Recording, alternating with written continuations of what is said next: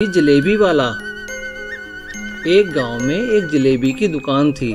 दुकान का मालिक था सुरेश। सुरेश बहुत ही स्वादिष्ट जलेबियां बनाता था। लोग दूर दूर से उसके वहां जलेबी खाने आते थे। इस तरह उसकी खूब कमाई होती थी। जैसे जैसे उसकी कमाई बढ़ गई वैसे वैसे उसका लालच भी बढ़ता रहा। कई बार तो उसकी जलेबियां खत्म हो जाती, लेकिन ग्राहक आते ही रहते। ये काम बहुत अच्छा चल रहा था।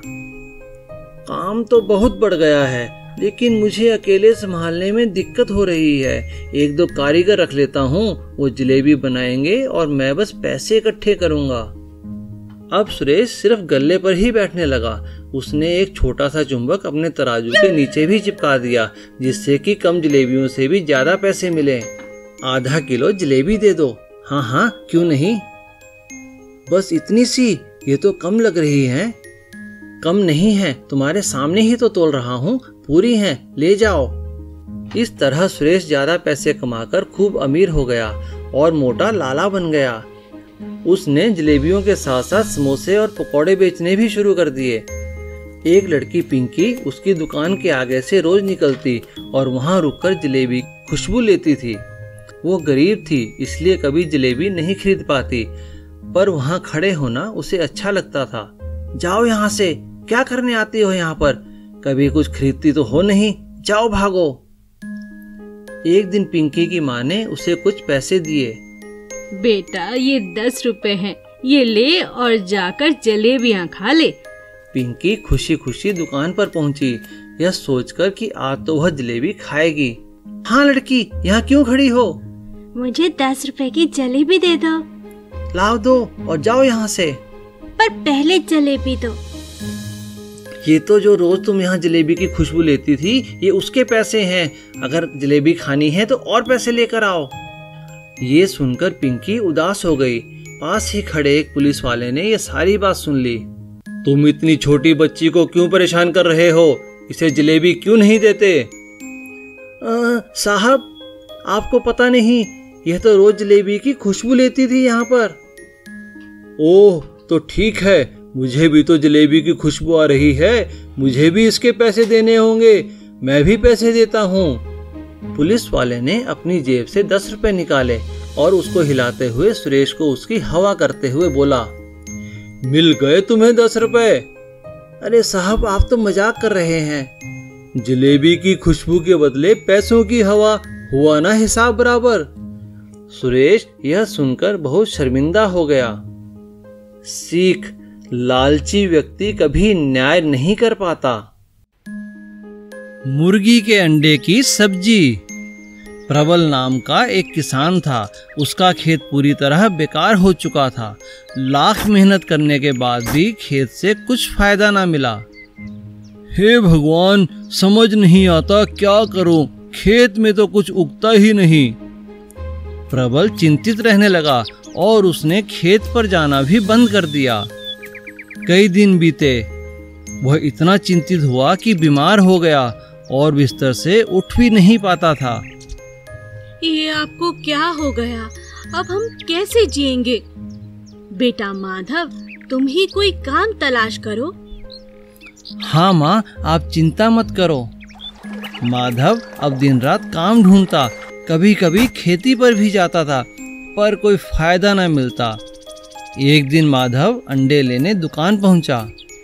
भाई, ये अंडे मुझे दे दो। कैसे दिए? 10 का एक है। इतना महंगा? माधव के पास पैसे नहीं थे। तब दुकानदार बोला, ये कुछ टूटे हुए अंडे हैं, अगर तुम लेना चाहो तो आधे दाम में दे दूंगा। माधव खुश हुआ और दुकानदार से अंडे लेकर घर पहुंचा। उसकी माँ ने अंडे की सब्जी बनाई।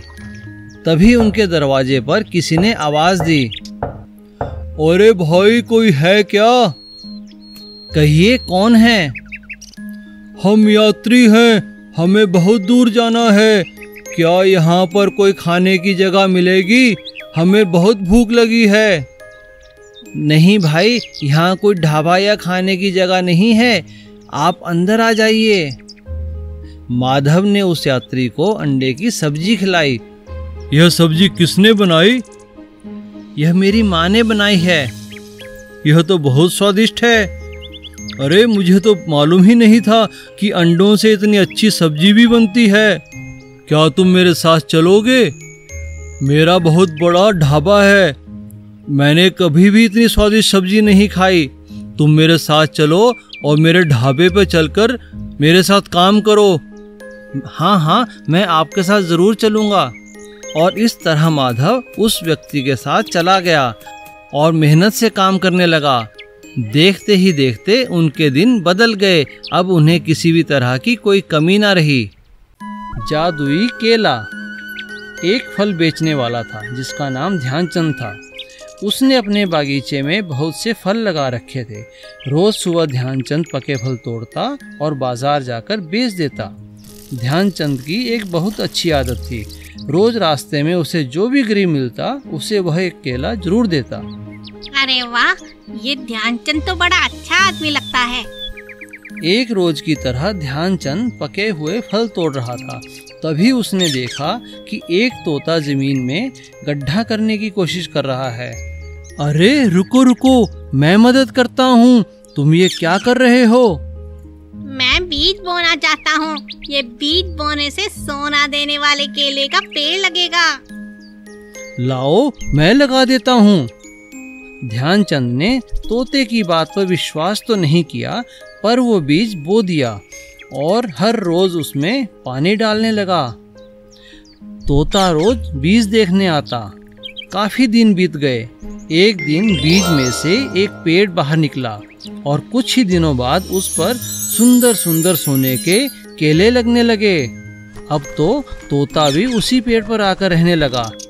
ध्यानचंद ने जब सोने के केले देखे तो उसे लालच आ गया और उसने तोते से कहा, तुमने बिल्कुल सच कहा था, यह तो सच में सोने के केले देने वाला पेड़ निकला। तुम्हारे पिताजी ठीक कहते थे। तुम्हारा शुक्रिया, तुमने ही इसकी देखभाल की। तुम हर रोज एक सोने का केला लेकर जा सकते हो, इससे तुम्हें बहुत मदद मिलेगी। अब ध्यानचंद को तोता हर रोज एक सोने का केला देता और ध्यानचंद उसे बेचकर खूब पैसा कमाता। मगर ध्यानचंद को एक एक केला पाकर संतुष्टि नहीं थी, वह तो सभी केले पा लेना चाहता था। अगर यह तोता मर जाए तो पेड़ मेरा हो जाएगा और फिर सारे सोने के केले मेरे होंगे। इस तोते को रास्ते से हटाना ही होगा। ध्यानचंद ने एक दिन मौका पाकर केलों पर जहर लगा दिया। अब देखता हूँ ये केले मुझे कैसे नहीं मिलते। तोता दूर ही से यह सब देख रहा था। अच्छा, तो तुम्हें सारे केले चाहिए। लालची इंसान हो तुम। मैं तो तुम्हें एक भला आदमी समझकर तुम्हारे बागीचे में ये केले का पेड़ लगाना चाहता था, मगर शायद तुम जानते नहीं, अगर मैं इस पेड़ पर नहीं रहूंगा तो ये दोबारा कभी सोने के केले नहीं देगा और मैं यहाँ से जा रहा हूँ। और तोते के जाते ही वो पूरा केले का पेड़ सूख गया और उस पर से सारे केले झड़ गए और ध्यानचंद अपने लालच की वजह से हाथ मलता रह गया। कंजूस कुमार। कुमार नाम का एक सेठ था। सेठ अपनी कंजूसी के लिए बहुत मशहूर था। एक दिन सेठ की पत्नी बोली, आपकी कंजूसी की आदत तो बढ़ती ही जा रही है। कितने दिन हुए एक अच्छा फल तक नहीं खाया। इतना पैसा भला किस काम का कि जो चाहो वो खा भी ना पाओ। अरे अरे बस करो, कितने ताने मारोगी। आज ही लेता आऊंगा, अब चलता हूँ। सेठ काम के लिए निकला ही था कि रास्ते में उसे एक सेब बेचने वाला मिला। अरे भाई, ये सेब कैसे दिए? सेठ जी 100 रुपए किलो हैं। अरे क्या पागल हो गए हो? 100 रुपए किलो? सेठ हूँ इसलिए लूटना चाहते हो? नहीं सेठ जी, यह भाव तो सबके लिए है, आप मुझे गलत समझ रहे हैं। सब समझ रहा हूँ। 50 रुपए किलो देने हैं तो बोलो, नहीं तो मैं चला। सेठ जी माफ कीजिए, मेरा सेब महंगा है, मैं नहीं दे सकता। अच्छा जाओ, मैं किसी और से ले लूंगा। सेठ आगे चला जाता है। लूट मची है, पैसे क्या पेड़ों पर लगते हैं? तभी सेठ को एक और सेब वाला दिखा। सेब ले लो, सेब, मीठे मीठे सेब, सिर्फ 50 रुपए किलो। 50 रुपए? अरे भाई ठीक ठीक लगाओ, ये दाम तो बहुत ज्यादा है। मैं तुम्हें 20 रुपए दे सकता हूँ, बोलो दोगे? अरे सेठ जी नहीं, इस दाम में तो मुझे भी नहीं मिले हैं। मेरा खुद का बाग थोड़ी है, अगर होता तो शायद तुम्हें दे देता। अरे जाओ जाओ, मैं किसी और से ले लूंगा। आगे जाकर सेठ की नजर एक सेब से लदे पेड़ पर गई। सेठ झटपट पेड़ पर चढ़ गया। अरे वाह, जब मुफ्त के सेब मिल गए तो खरीदने क्यों? और बिना सोचे समझे सेठ पेड़ से लगातार सेब तोड़ता रहा। तभी पास में बच्चे गुलेल से सेब पर निशाना लगा रहे थे और एक बच्चे की गुलेल से निशाना सीधा सेठ की आंख पर लगा और वो नीचे गिर पड़ा। उसकी आंख भी फूट गई और कमर भी टूट गई। हाय हाय हाय हाय हाय, क्या हो गया? तभी आसपास खड़े लोगों ने सेठ को उठाया और उसके घर लेकर गए। अरे अरे, यह क्या? इतनी चोट कैसे लगी आपको? हे भगवान, मैंने तो केवल आपसे कुछ फल मंगाए थे। कंजूसी की भी हद होती है। अपने हाथ पैर तुड़वा लिए, इतने महंगे तो कोई फल भी ना होंगे। तुम ठीक कहती हो, आज से मैं इतनी कंजूसी नहीं करूँगा। चूहे से शादी।